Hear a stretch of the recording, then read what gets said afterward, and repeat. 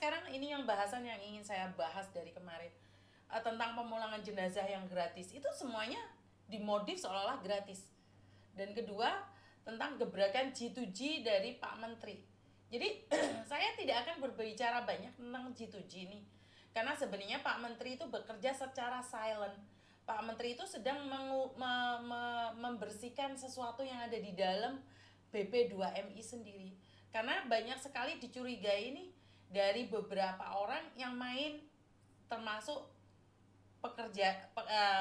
main yang ada di dalam BP2MI sendiri. Jadi Pak Menteri itu lagi bekerja secara silent. Termasuk Pak Menteri berbicara dengan G2G, tentunya ada buktinya, bukan hanya ngomong saja. Tetapi di sini saya tidak akan mengungkit itu karena bukan ranah saya.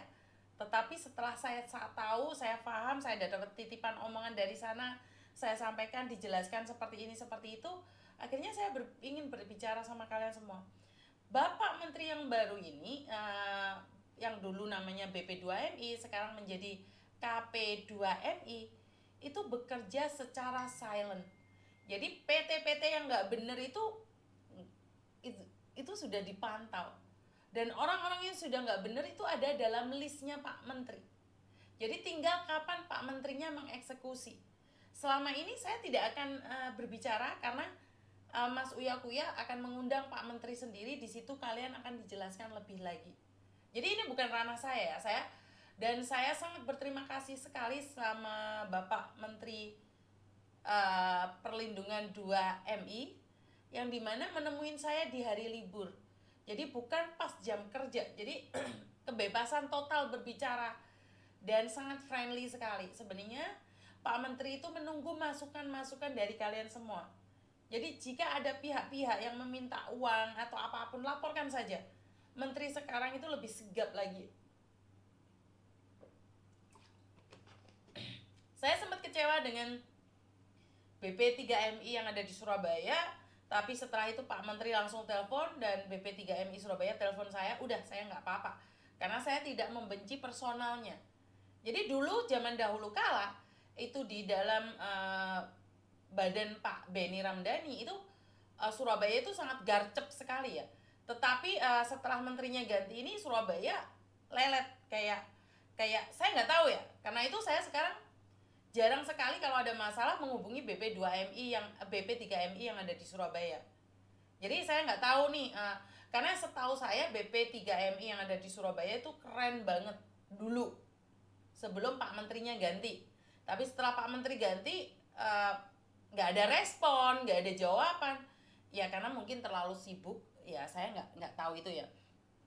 Intinya adalah Bapak Menteri sekarang lagi melihat siapapun itu sepertinya diberikan ruang untuk memberikan informasi-informasi, tapi berdasarkan fakta, berdasarkan bukti, bukan asal bacot, koar-koar, bertengkar, senggol sana, senggol sini. Pak Menteri nggak mau dong. Jadi Pak Menteri itu lebih suka memberikan data yang valid. Jadi buat teman-teman yang ada di luar sana, keluh kesahnya itu Pak Menteri ingin mendengarkan semuanya, sampai dari bawah sampai atas, dalam maupun luar. Wih, keren Pak Menterinya. Dan saya juga apresiasi kepreset bahasa Inggris deh, kepada pemerintah Indonesia yang ada di Taiwan yang dipimpin oleh Pak Arief beserta staf-stafnya. Keren banget. Kemarin saya waktu membuat paspor itu, diajak ke lantai 2 pembuatan paspor, saya ketemu sama salah satu mbaknya yang punya penyakit kanker stadium 4, dan mbaknya ini berjuang sangat keren sekali. Ini perempuan ini keren banget. Saya melihat dia nangis, saya melihat dia tersenyum, dan keren banget. Seperti yang ingin saya sampaikan, bahwa saya dicoba dibenturkan antara aktivis yang ada di Indonesia, aktivis yang ada di Taiwan dan di Hong Kong. Dua-duanya keren. Taiwan punya keren dengan cara mereka, Hong Kong punya keren dengan cara mereka. Dan di Hong Kong itu sangat sedikit sekali kaburan. Ya, ada kaburan, tapi nggak ada orang kaburan di Hong Kong dimanfaatkan. Saya ngomong kayak gitu, ternyata Ada loh orang yang memanfaatkan orang-orang kaburan, dicarikan pekerjaan tapi suruh bayar. Ya, itu terserah karena kalian suka. Jadi orang-orang ini kabur, dicarikan pekerjaan, harus ngasih uang. Dan untuk pelaporan kepulangan ke Indonesia mereka nggak usah membayar orang lain karena di konten saya sudah ada. Karena saya tidak menyediakan pekerjaan bagi para kaburan yang ada di Hong Kong. Jadi sebenarnya kalian bisa ngelihat nih, orang-orang yang menyediakan pekerjaan lapangan, pekerjaan bagi orang-orang kaburan, itu seolah-olah menjadi pahlawan bagi anak-anak kaburan. Tapi itu adalah hak kalian. Saya tidak akan nyenggol kalian selagi kalian masih rapi dan tertib. Tidak buat gara-gara, tidak jual narkoba, tidak jadi pelonde, tidak jadi itu. Kalaupun jadi londe apa boleh, misalnya urusanmu. Karena itu tidak merugikan saya nggak dirugikan sakarepmu. Tapi hati-hati lek kena penyakit, karena kamu yang akan berdampak pada dirimu sendiri. Dan yang ada di Taiwan itu sepertinya juga sama. Cuman di sini saya ingin datang ke Taiwan lagi nih.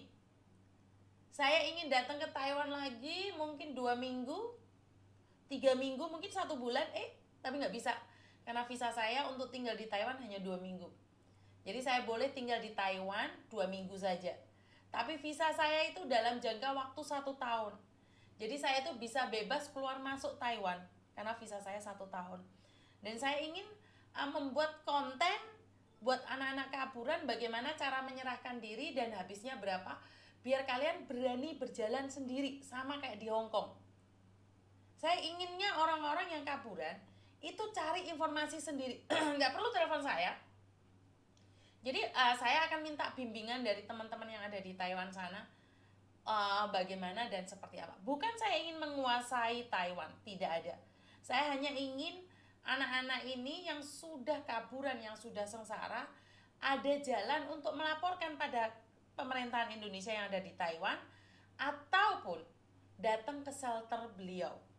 Dan banyak sekali aktivis-aktivis yang bebas dan membantu tanpa membayar. Jadi banyak sekali nih. Banyak yang terbantu dengan konten. Iya, karena tujuan konten saya adalah mengedukasi. Saya tidak akan ikut campur pemerintahan Indonesia yang ada di Taiwan. Saya tidak akan ikut campur pemerintahan Taiwan yang ada di Taiwan. Saya akan mengedukasi teman-teman saya, saudara-saudara saya. Kalau kamu sudah memilih menjadi kaburan dan kamu ingin pulang, saya akan mengajari mereka seperti apa jalur-jalurnya. Karena ternyata saya lihat dari website yang ada, sebenarnya pemerintah Indonesia yang ada di Taiwan sudah mengedukasi. Tetapi followernya, pengikutnya nggak begitu ingin berinteraksi dengan pemerintah.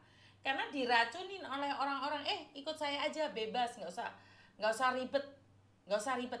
Dan orang-orang kita dibiasakan untuk satu hal. Orang-orang kita itu dibiasakan satu, apa sih? Mendapatkan manis-manis saja.